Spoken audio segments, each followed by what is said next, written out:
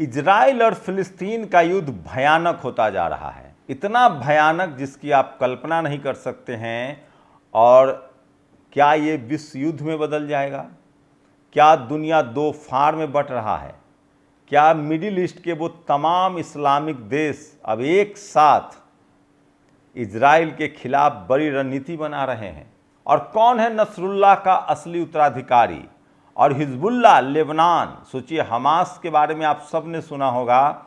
Lebanon के लड़ाके Hezbollah जिसका प्रमुख नसरुल्लाह था, उसके पास क्या क्या है, कौन कौन से हथियार है, कितना पैसा है, कितने विमान हैं, कितने अस्त्र हैं, ये सब बताऊंगा। और कौन होगा अब हिजबुल्लाह का नया उत्तराधिकारी। नमस्कार, मैं शंभू कुमार सिंह और आप देख रहे हैं नेशनल दस्तक। इस समय की सबसे बड़ी खबर है, सोचिए इजराइल अभी भी हमास से युद्ध नहीं जीत पाया है। भले उसने जमकर कत्लेआम किया है, बच्चे मारे हैं, बिल्डिंगें कोलैप्स की है, पूरे फिलिस्तीन को मलबे में तब्दील कर दिया है, लेकिन अभी भी हमास के लड़ाके लड़ रहे हैं। लेकिन अब युद्ध का विस्तार हो गया है। पहले हिजबुल्लाह के लड़ाके चुप चोरी से मिसाइल दागते थे, अब लेबनान पर जिस तरह से हमला हुआ है इजराइल का, ये आर पार का युद्ध हो गया है। वहीं ईरान अब इस युद्ध में सीधे सीधे शामिल हो रहा है और उसने साफ साफ कहा है कि इजराइल को ये युद्ध महंगा पड़ेगा, लेबनान पर हमले के लिए भी उसे पछताना पड़ेगा। आपको बता दें कि अगर IOC इंडिया मतलब इस्लामिक कंट्री की बात करें, ऑर्गेनाइजेशन ऑफ इस्लामिक कंट्री एक संस्था है जिसने इस्लामिक देशों का ये संगठन है, जिसकी बैठक भी बुलाई गई है। आपको बता दें कि ईरान के द्वारा इन देशों की अगर बात करें तो मिडिल ईस्ट में इनकी संख्या बहुत है और इन तमाम इस्लामिक देशों में सबसे ताकतवर अगर कोई देश है तो वो ईरान है, जिसके अच्छे संबंध रूस से भी हैं और उसके पास कहा जा रहा है कि मिसाइल भी है और परमाणु हथियार ढोने की क्षमता भी है। अमेरिका और ईरान का हमेशा से 36 का आंकड़ा रहा है और इजराइल के थ्रू अमेरिका ईरान पर शिकंजा कसता रहा है, लेकिन अब ये युद्ध सीधे सीधे दो भागों में बंट रहा है। तो वो बताऊंगा तो इस्लामिक ग्रुप के बैठक के बाद, लेकिन कि जिस तरह से हमास के प्रमुख की हत्या हो गई, अब नसरुल्लाह जो हिजबुल्लाह का प्रमुख था, उसके बाद हसन नसरुल्लाह के बाद कौन बनेगा हिजबुल्लाह चीफ, इस शख्स का नाम आ रहा है सामने। इस तस्वीर को देखिए, इजरायली हमले में हिजबुल्लाह हसन चीफ नसरुल्लाह की मौत हो गई है। 3 दशक तक हिजबुल्लाह का नेतृत्व नसरुल्लाह ने किया था।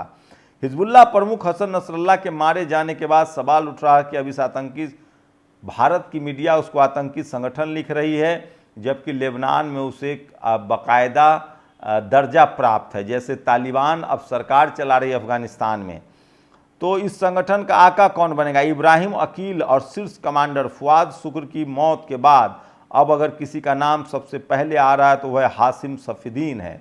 वह नसरुल्लाह का काफ़ी करीब माना जाता है। इजरायली हमले में बचा सफीदीन इस समय हिजबुल्लाह की कार्यकारी परिषद का चीफ है और जिहाद परिषद का सदस्य है। नसरुल्लाह का चचेरा भाई सफीदीन कई सालों से हिजबुल्लाह के अंदर एक अहम शख्स रहा है। वह इजराइल और अमेरिका की आलोचना के लिए भी काफ़ी मुखर नज़र आता है। और हासिम सफीदीन जो है, उसका 1964 में दक्षिण लेबनान के डेर कानून अल नहर में हुआ था जन्म, और उसको लंबे समय से नसरुल्लाह का उत्तराधिकारी के तौर पर तैयार किया जा रहा था और ईरान में पढ़ाई कर रहा था। उसको 1990 के दशक में ईरान से वापस बुला लिया गया था। ऐसा इस वजह से किया गया था ताकि वह हिजबुल्लाह के अंदर नेतृत्व की भूमिका निभा सके। नसरुल्लाह ने हिजबुल्लाह की बागडोर संभाली थी। उसी के महज 2 साल के बाद सफीदीन को समूह कार्यकारी परिषद का चीफ नियुक्त किया गया था। तो ये बड़ी खबर है और अमेरिका ने हिजबुल्लाह को आतंकी संगठन घोषित कर रखा है। 217 में यूएस डिपार्टमेंट ने इसको आतंकी संगठन घोषित किया था। तो ये बड़ी खबर जो बता रहा हूँ कि चीफ हो सकते हैं। और आपको जानकर हैरानी होगी कि किस तरह से लेबनान में हिजबुल्लाह मजबूत है। 14 सांसद, खुद का टीवी चैनल और रेडियो स्टेशन, ईरान से फंड, मुस्लिम देशों का समर्थन, बहुत ताकतवर। इजराइल और हिजबुल्लाह के बीच जंग जारी है। इजरायली डिफेंस फोर्सेज ने हिजबुल्लाह के प्रमुख हसन नसरुल्लाह को ढेर किया है। इसके बाद से ईरान बौखलाया हुआ है, उसने इजराइल को धमकी दी है। हिजबुल्लाह के कई मुस्लिम देशों का समर्थन भी हासिल है। हिजबुल्लाह जो है वो ताकतवर संगठन है। 1975 से 1990 के बीच गृह युद्ध के दौरान लेबनान पर इसने कब्जा किया था। बीबीसी की रिपोर्ट के अनुसार हिजबुल्लाह को कई वर्षों से ईरान में आर्थिक रूप से सहयोग किया है। तो हिजबुल्लाह के पास वो तमाम आधुनिक हथियार भी ईरान मुहैया कराता है और 128 सीटों में से 14 सीट भी लेबनान में हिजबुल्लाह के समर्थक जो हैं वो जीते हुए हैं। वहीं शहरों पर भी कब्जा है और 2018 में हिजबुल्लाह ने 12 जगह जीत दर्ज की थी और गठबंधन में 128 में से 70 सीटें जीती थी और सरकार भी बनाई थी। मीडिया पर हिजबुल्लाह का पूरा कंट्रोल है। लेबनान की जो मीडिया है उस पर हिजबुल्लाह का पूरा कंट्रोल है। ये भी बड़ी खबर है। हिजबुल्लाह के पास 1 लाख लड़ाके हैं। सोचिए, हिजबुल्लाह के पास दक्षिणी लेबनान में हज़ारों लड़ाके और मिसाइल है। यह दुनिया में सबसे भारी हथियारों से लैस गैर स्टेट सैन्य बल में से एक है। हिजबुल्लाह ने दावा किया कि उसके पास 1 लाख लड़ाके हैं। हालांकि कई मीडिया रिपोर्ट्स के अनुसार यह संख्या 20 से 50 हज़ार के बीच है। कई लोग अच्छी तरह प्रशिक्षित हैं, सीरियाई गृह युद्ध में लड़ चुके हैं। Centre for strategic and international studies के अनुसार 1,20,000 से 2 लाख करीब रॉकेट और मिसाइलें जो है वो हिजबुल्लाह के पास है। वहीं बेंजामिन नेतन्याहू का यहाँ का जो राइट विंग है वो उनके भाषण को ज़्यादा पब्लिश कर रहा है, जिसमें बेंजामिन नेतन्याहू ने कहा है, जो इजराइल का प्रधानमंत्री है, उसने यूनगा में यूनाइटेड नेशन में कहा है कि इराक, ईरान, सीरिया, लेबनान और फ़िलिस्तीन, ये पांचों जो हैं वो डार्क कंट्री। आपको बता दें कि अगर आप एशिया की बात करेंगे तो एशिया में साउथ ईस्ट एशिया जो है वो बुद्धिस्ट कंट्री से भरा हुआ है, चाहे थाईलैंड हो, बर्मा हो, वियतनाम हो, हांगकांग हो, सिंगापुर हो, चाइना हो, ताइवान हो। वही मिडिल ईस्ट जो है वो इस्लामिक कंट्रियों का एक बड़ा समूह है। और इसी के बाद ईरान ने बैठक बुलाई है, IOC बोलते हैं उसको, ऑर्गेनाइजेशन ऑफ इस्लामिक कंट्री। जिस तरह से लगातार ये युद्ध अब 2 साल के करीब इस युद्ध को होने वाला है, लंबा खिंचता जा रहा है युद्ध, और जैसे जैसे लंबा खिंचता जा रहा है इजराइल के लिए मुसीबत खड़ी होता जा रहा है।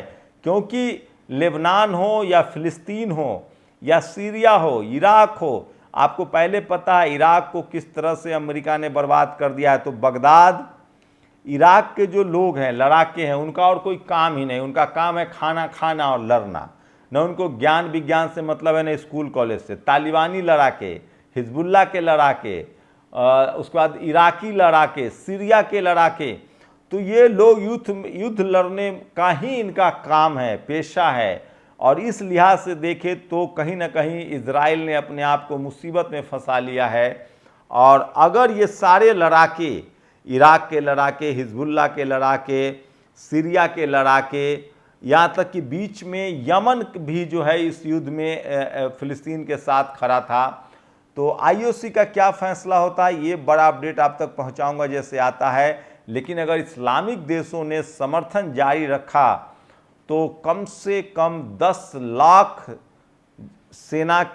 लाख इस्लामिक लड़ाकों से इजराइल को लड़ना पड़ेगा। ये अलग बात है कि इजराइल के साथ अमेरिका खड़ा है, अमेरिका का उसको साथ है, लेकिन अभी फिलहाल दुनिया 2 हिस्सों में बटा हुआ है। एक हिस्सा में रूस और चीन की दोस्ती है, एक हिस्से पर रूस और चीन की दोस्ती है। आपको सबको पता है यूक्रेन रूस युद्ध में रूस फंसा हुआ है, और एशिया में खासकर रूस जो है वो चीन के साथ अपनी दोस्ती उसका जग जाहिर है। और उस खेमे में अब पाकिस्तान भी है, चीन भी है, ईरान भी है, रूस भी है, और उस दूसरी तरफ अमेरिका है।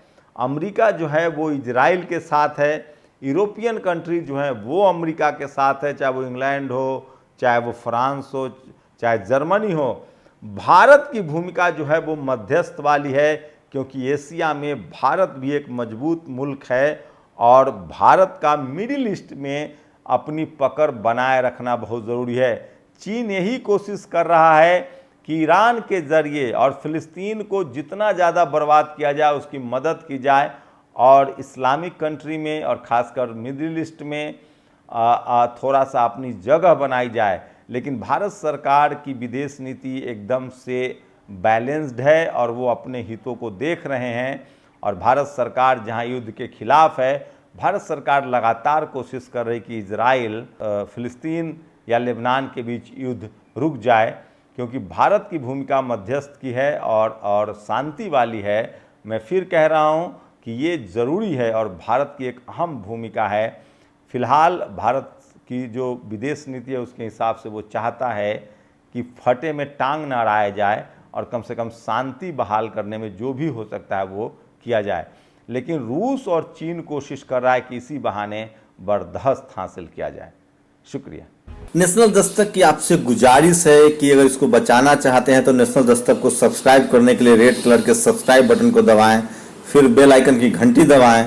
नेशनल दस्तक को बचाने के लिए बहुत जरूरी है कि हर खबर को शेयर करें, लाइक करें, कमेंट जरूर करें।